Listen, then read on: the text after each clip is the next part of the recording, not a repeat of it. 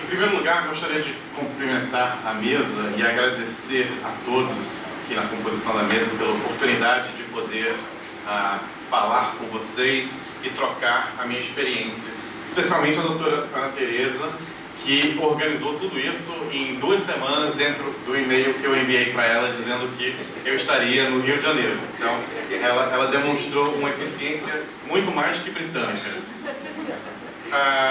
Então, hoje eu vou conversar um pouquinho sobre o que a gente chama na Inglaterra do ADR, que é sobre a resolução de disputas contenciosas alternativas, que ao longo dos últimos 20 anos cresceu muito na Inglaterra e ao redor do mundo, na realidade. A tendência começou nos Estados Unidos, seguido pela Austrália, e foi adotado e seguido rapidamente pelo Reino Unido, não só a Inglaterra, mas a Escócia e Irlanda do Norte também, que os 3 formam as 3 jurisdições britânicas, e também pelos outros estados da União Europeia, que infelizmente estamos partindo no próximo mês. Mas não vou tocar naquele assunto, porque será um assunto para outra sessão inteiramente. E o ADR ele foi adotado e evoluiu como uma resposta direta ao atraso e os custos elevados do litígio, que eram uma experiência frequente de todos os usadores dos tribunais naquelas jurisdições. Embora o termo ADR não tenha uma definição universalmente aceita, pode ser pragmaticamente entendido como alternativas ao litígio para uma resolução de uma disputa civil. Normalmente, ela tem certas características. Primeiramente,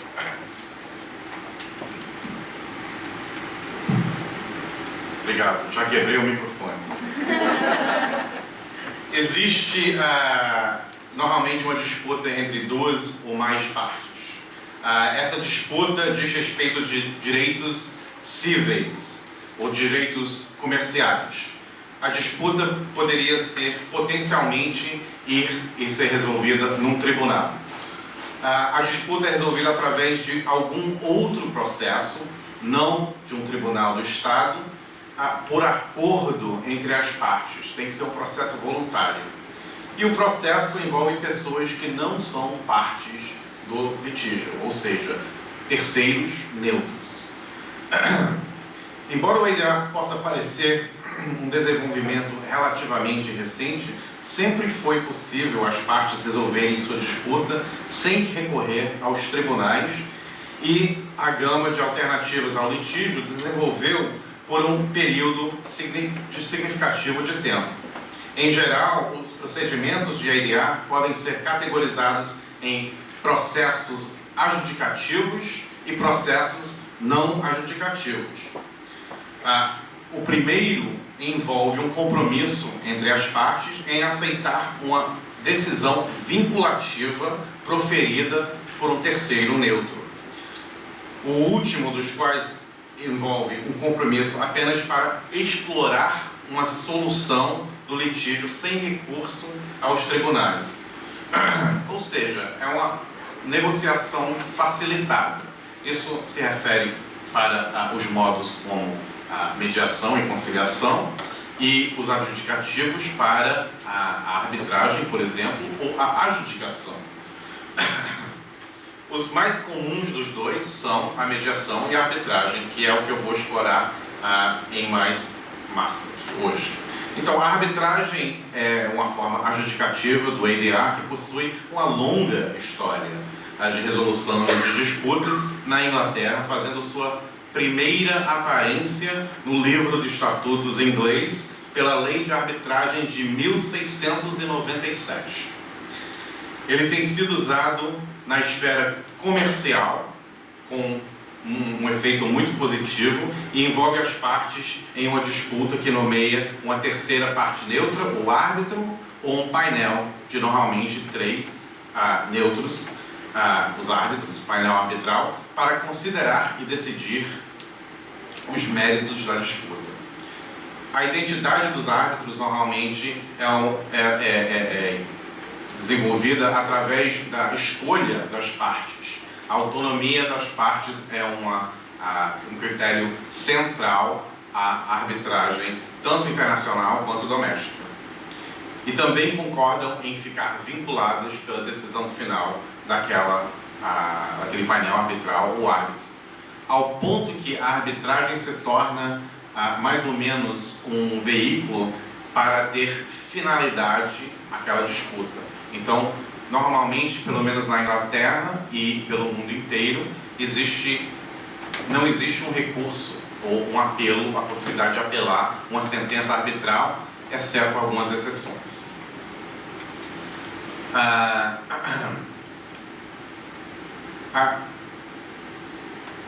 A base da arbitragem é, portanto, enraizada nos direitos contratuais e geralmente envolve uma cláusula compromissória num contrato pelo qual as partes concordam em submeter quaisquer disputas à arbitragem, ao contrário do litígio perante os tribunais. A maioria das cláusulas de arbitragem estipula que o tribunal arbitral deve decidir a disputa de acordo com a lei vigente, garantindo assim que a decisão arbitral produza um efeito sobre os direitos legais das partes e resulte em um resultado que não seja menos favorável que a decisão que um tribunal teria optado. A arbitragem hoje é reconhecida internacionalmente como uma alternativa amplamente utilizada para litígios. As arbitragens internacionais são reforçadas pela Convenção de Nova York de 1958, que garante o reconhecimento internacional e a execução de sentenças arbitrais. Na Inglaterra e País de Gales, o procedimento arbitral conta com total apoio dos tribunais sobre a agora lei de arbitragem de 1996. Eu faço um rodapé aqui que existe uma distinção, na minha opinião, entre a arbitragem doméstica e a arbitragem internacional. É a arbitragem doméstica que é uma alternativa à resolução de disputas. A arbitragem internacional, na realidade, não é uma alternativa, porque não existe um tribunal internacional com a jurisdição para todos os países. Então, especialmente no contexto de arbitragens de investidores contra estados, que normalmente o mecanismo surge através de um tratado internacional. Mediação. A mediação difere da arbitragem na medida em que é um processo não adjudicativo. Ou seja, as partes não concordam que o terceiro tome uma decisão em si ou imponha um resultado sobre ela. Em vez disso, a mediação visa investigar opções e chegar a um acordo entre as partes. O papel do terceiro neutro, o mediador, não é julgar a disputa, mas facilitar o diálogo e a comunicação entre as partes para que não sejam obrigadas a negociar face a face. O processo moderno envolverá tipicamente sessões abertas e sessões particulares, privadas, em que cada parte na disputa possa falar em confiança e confidencialmente com o mediador. A mediação pode ser muito eficaz, especialmente quando as partes realmente desejam chegar a um acordo e ter uma visão realista das forças e das fraquezas do seu caso. Isso é normalmente avaliado em relação aos resultados prováveis e, se o caso for julgado, e nas expectativas do sucesso ou fracasso, conforme recomendado pelos seus representantes legais. Quando as partes chegam a um acordo através da mediação, o contrato é geralmente registrado legalmente, executável, como se fosse uma ordem judicial. A mediação na União Europeia é apoiada pela Diretiva relativa à mediação em processos civis, Diretiva de 2008-52, que visa facilitar o acesso ao ADR, promover a resolução amigável de litígios através de mediação e assegurar uma relação equilibrada entre a mediação e processos judiciais. Há um tempo atrás, na Singapura, nasceu um híbrido, uma forma de ADR, que era conhecido como o ARB-MED-R, que era arbitragem, mediação, arbitragem. A beleza da arbitragem é a Convenção de Nova York, que tem uns 174 países signatórios hoje. E a Convenção de Nova York, ela exige que o país signatório ele reconheça a sentença arbitral e execute, sem toda aquela parte administrativa da homologação de um julgamento de um país terceiro. Então, na Singapura, eles inventaram o Armedar, que era uma arbitragem que aí engajava a Convenção de Nova York, e existia uma suspensão do caso, eles entravam numa mediação, e se um acordo fosse feito, a mediação, o acordo, seria executado como uma sentença arbitral que iria poder gozar dos benefícios da Convenção de Nova York. Hoje existe a Convenção de Singapura, que foi o bebê do mesmo comitê que inventou a Convenção de Nova York para acordos de mediação. No momento, hoje, existem alguns estados, Nova York e Califórnia, nos Estados Unidos, a Singapura mesmo, e alguns outros estados que estão assinando como pioneiros dessa convenção. A Convenção de Singapura, que é para o reconhecimento de acordos de mediação, da mesma forma que a Convenção de Nova York está sendo utilizada desde 1958. Embora o ADR seja comumente referido como um método privado de resolução de disputas, o processo não existe num vácuo. Grande parte do sucesso do ADR depende muito do apoio robusto de um sistema judicial onde o fórum é selecionado. Geralmente, há muitos benefícios reconhecidos do uso do ADR em oposição a litígios. Dependendo da jurisdição, custos é uma delas. Hoje em dia, uma das reclamações principais da arbitragem é que talvez ela até custe mais do que um litígio, mas em outras jurisdições ela pode ser eficaz, especialmente quando existe talvez um árbitro em vez de 3, existe um processo expediente e a Câmara Arbitral tem um corpo de regras e taxas que são proporcionais. Rapidez. Na Inglaterra e na Austrália, talvez até na Singapura, por exemplo, rapidez não é bem um benefício, porque os tribunais locais têm uma certa rapidez. O Tribunal Federal da Austrália pode resolver um caso dentro de 6 meses, até mais ou menos o valor de $1 bilhão australianos. Então, a arbitragem comparada ao Tribunal Federal Australiano não é bem tão rápido. Porém, numa jurisdição como o Brasil, pode-se dizer que, às vezes, esse benefício ainda é uma coisa que vale alguma coisa. Um dos benefícios que ainda, universalmente, as partes têm uma tendência de concordar é o controle sobre o processo. As partes permanecem em controle do procedimento de ADR, enquanto os processos judiciais normalmente são controlados pelo CPC, aquela jurisdição, e pelo juiz e as regras, outras regras, estatutos que se implicam. Por quarto, a flexibilidade. Porque existe um controle sobre o processo, existe também uma flexibilidade. Se você precisa, por exemplo, se você tem uma arbitragem híbrida, que é Common Law e Civil Law, se você precisa de discovery, ou pelo menos ao nível que é reconhecido num país como a Inglaterra ou Estados Unidos, ou se você pode ter um processo mais parecido com os estados de Civil Law, onde você tem os memoriais que já têm a documentação e as provas adotadas com ela, e não existe um processo separado para divulgação de prova documentada. Outra que é polêmica, às vezes, é a confidencialidade. Na arbitragem comercial e na mediação, isso é sempre visto como um positivo. Mas nas arbitragens, por exemplo, que surgem dos tratados bilaterais de investimento, onde tem um Estado ou um país como uma parte, é muito criticado a parte de confidencialidade, o aspecto porque muita gente acha que um país não deve ter a confidencialidade onde a disputa envolve a verba pública. Isso aí deveria ser informações públicas. E, ressaltando o que eu acabei de falar, outra coisa que é necessária é o apoio das estruturas legais. A maioria dos processos de ADR é reconhecida e apoiada pelos tribunais cíveis que garantem a finalidade e a aplicabilidade dos resultados.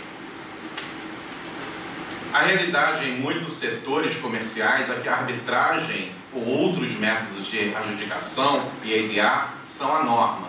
Na Inglaterra, por exemplo, na área de construção, transporte, energia e seguros, são todos os setores que prevalecem a cláusula compromissória de arbitragem que expressamente negam o direito de recorrer aos tribunais em caso de litígio. Procedimentos de ADR também são difundidos em disputas do consumo ou do consumidor, que é diferente, talvez, dos Estados Unidos e outros países. A arbitrariedade, ou seja, a permissão pela lei constitucional de disputas serem decididas por arbitragem, normalmente é uma pauta para cada jurisdição decidir pelo seu parlamento. Procedimentos de ADR também são... um estudo recente nos Estados Unidos descobriu que havia mais de 500 milhões de contratos com provisões de arbitragens obrigatórias que os consumidores dos Estados Unidos fazem parte. Na Austrália, estima-se que 80% a 90% dos casos cíveis sejam eliminados, acordados, antes do julgamento.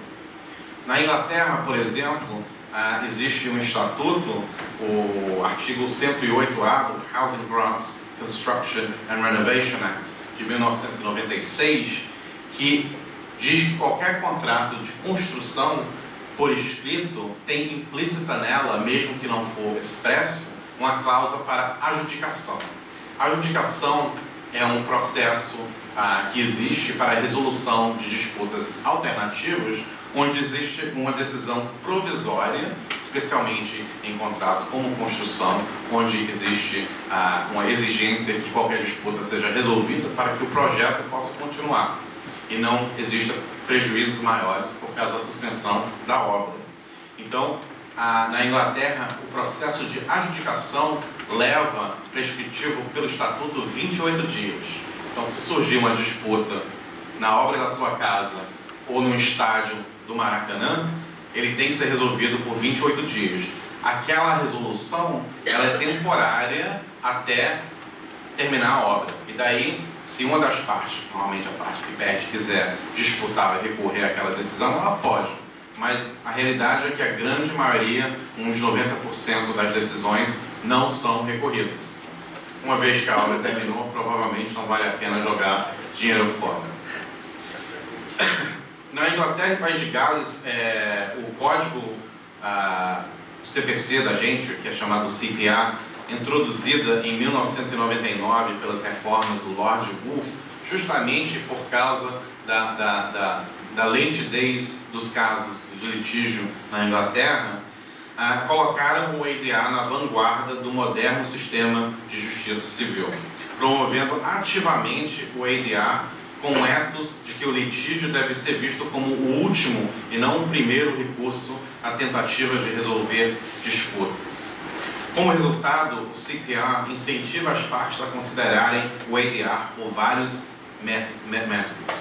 Os protocolos extrajudiciais. Na Inglaterra, o CPC, ele prevê já que antes de você protocolar qualquer ação, você tem que, existem eu acho que 9 no momento, protocolos extrajudiciais. Você tem que corresponder com a outra parte e tentar resolver antes de você poder protocolar sua ação.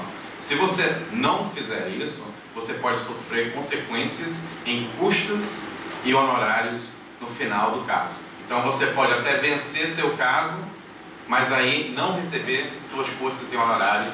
Por quê?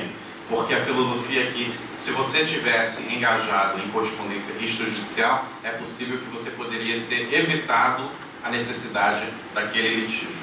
Isso é mandatório, fora algumas exceções.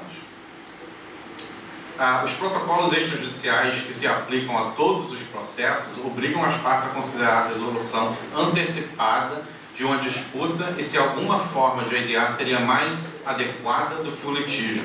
Os poderes de gestão de casos permitem que os juízes imponham pesadas penalidades aos custos e honorários contra as partes que se recusam injustificadamente a considerar a ADR antes de iniciar o processo legal ou aceitar ofertas de acordo durante o processo do litígio. Os pedidos de suspensão no processo são prontamente concedidos com a finalidade de considerar o ADR e quaisquer acordos alcançados enquanto os processos estão pendentes podem ser registrados e executados por meio de ordem judicial.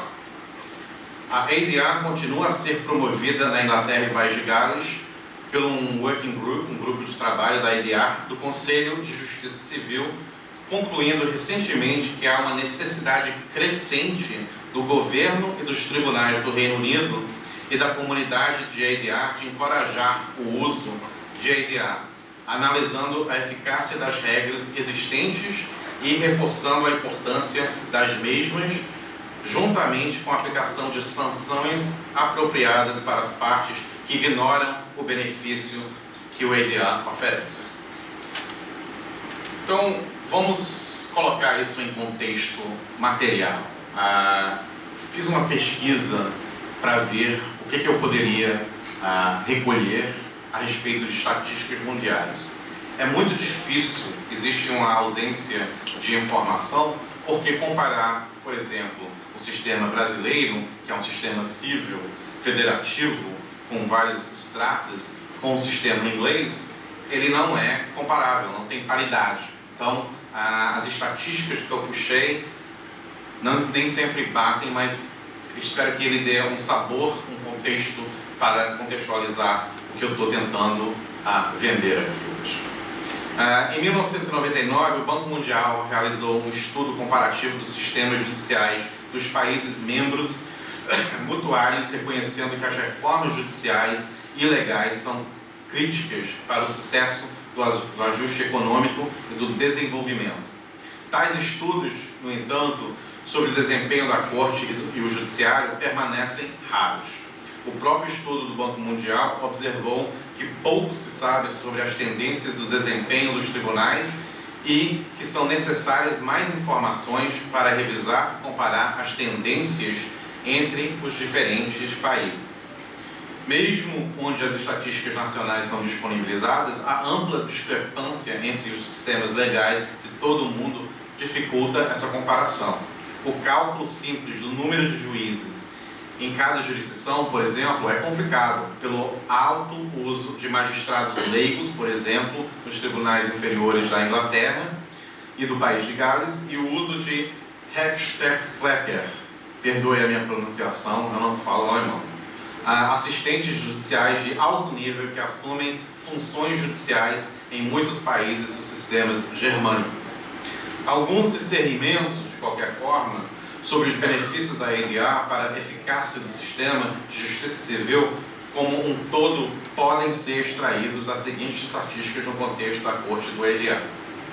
Então, aqui no Brasil mesmo, uma breve pesquisa do Conselho Nacional de Justiça me informou que em 2016 o Judiciário tinha uma força de trabalho total de 442.365 ajuizados, dos quais haviam 18.011 juízes e ministros, 279.013 criados e 145.321 auxiliares, terceiros, estagiários, juízes leigos e conciliadores.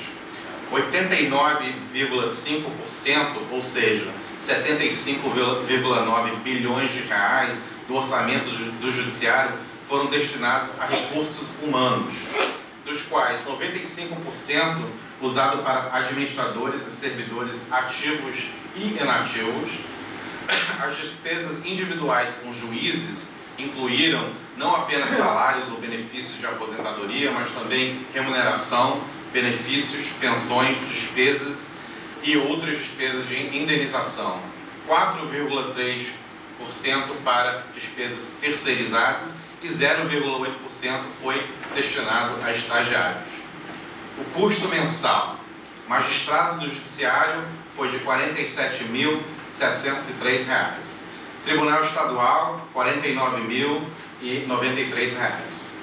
Justiça do Trabalho, R$ 38.819. Justiça Federal, R$ 50.876. Justiça Militar, R$ 53.784. Tribunais Superiores, R$ 41.502. E Justiça Eleitoral, o mais barato, R$ 8.782. Entre os ramos da Justiça, o Tribunal Estadual consumiu 56,7% do orçamento, Trabalho 20,1%, Justiça Federal 12,4%, Justiça Eleitoral 6,2%, Tribunais Superiores 4,5% e Justiça Militar do Estado 0,2%. Em 2009, o CNJ constatou que a taxa de espera total da Justiça brasileira era de 71% e que a taxa de espera permaneceu estável desde que os dados começaram a ser coletados em 2005. Dos tribunais, o Tribunal de Trabalho é aquele que atende mais rapidamente os cidadãos com congestionamento de 49%. A Justiça Estadual, congestionamento de quase 80%. E o maior de todos foi os tribunais de primeira instância, que de cada 100 ações iniciadas, apenas 24 foram concluídas em 2009. Em 1999, o Banco Mundial relatou que os maiores problemas enfrentados pelo sistema legal brasileiro eram a falta de confiança pública e os tempos de processamento lentos. Uma pesquisa recente mostra que mais de 90% das empresas brasileiras consideram o atraso o principal problema do judiciário. Metade dos negócios, businesses, pesquisados concordou que a ineficiência do judiciário afeta a economia.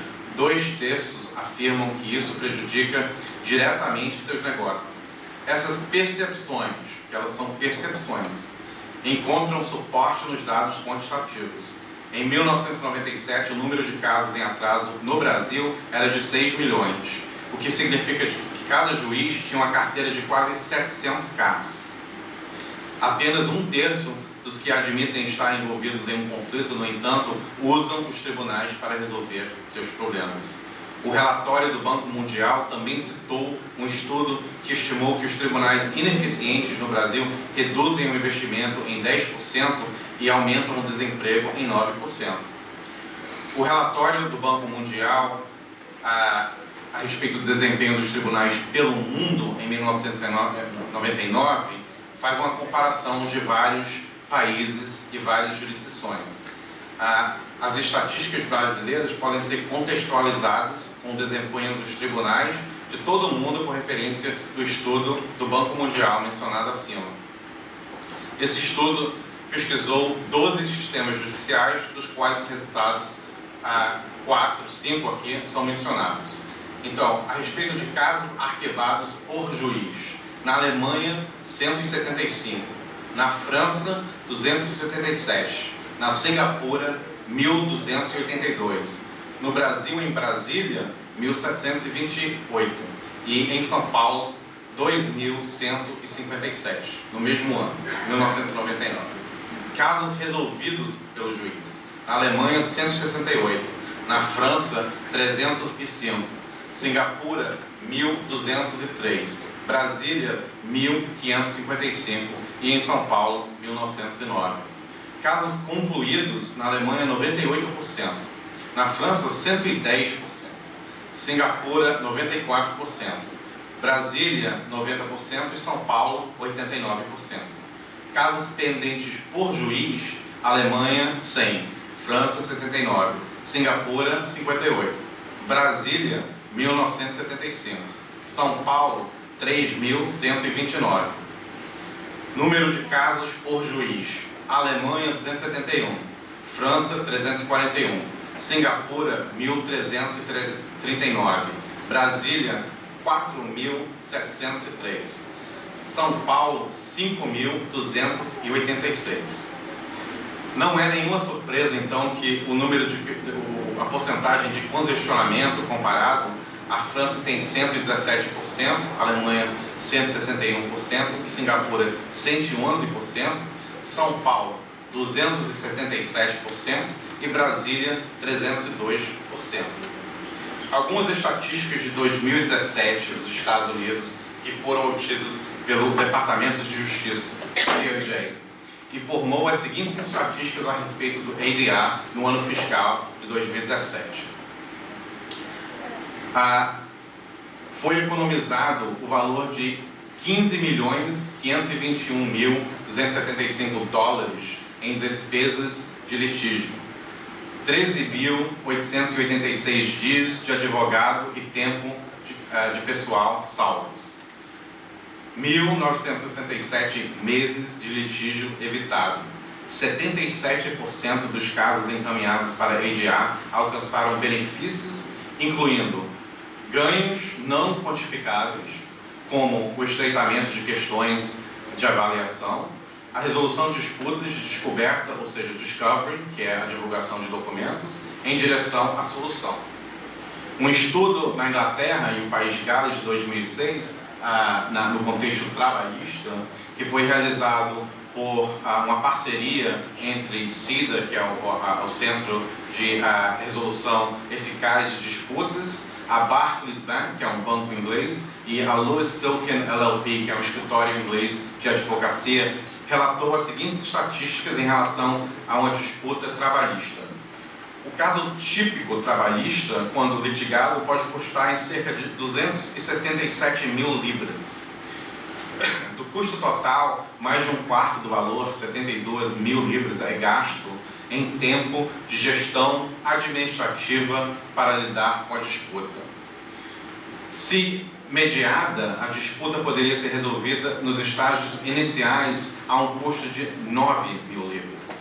Os custos típicos de uma disputa trabalhista em vários estágios foram em 1.000 libras calculados. Então, quando a reclamação inicial do funcionário é formada, o custo cumulativo de tempos, taxa, etc., vem a 9 mil libras. Uma vez que a reclamação é encaminhada ao tribunal, isso sobe para 30 mil libras. Uma vez que a defesa é protocolada, isso sobe mais uma vez para 38 mil. Quando a réplica é protocolada, isso sobe bastante para 86 mil libras. Uma vez que o depoimento de testemunhas é efetuado, isso sobe mais uma vez para 186 mil libras. Uma vez que vai para a audiência, 262 mil libras. E uma vez que um julgamento saiu, a gente chega àquele valor de 277 mil libras. Conclusões. O trabalho e custo dos sistemas judiciários é significante. O uso de ADR é uma solução que eu estou propondo, que já existe aqui no Brasil e em vários países pelo mundo, para solucionar, se não aliviar, o congestionamento do sistema judiciário em qualquer país. Nota-se que em sistemas cíveis comparado aos sistemas de common law, existe um custo maior à verba pública. Isso porque o ônus administrativo cabe sobre o Poder Judiciário e não as partes e os advogados nos sistemas cíveis. Em contraste, isso não é o caso nos sistemas common law, como os Estados Unidos e Inglaterra. Mesmo assim, o uso do ADR é positivamente encorajado nessas jurisdições. Deve haver uma campanha séria para garantir que todos os advogados, juízes de litígio sejam devidamente informados sobre os benefícios do ADR, os que eles podem trazer, e B, alertar o público e as pequenas empresas para os benefícios da ADR.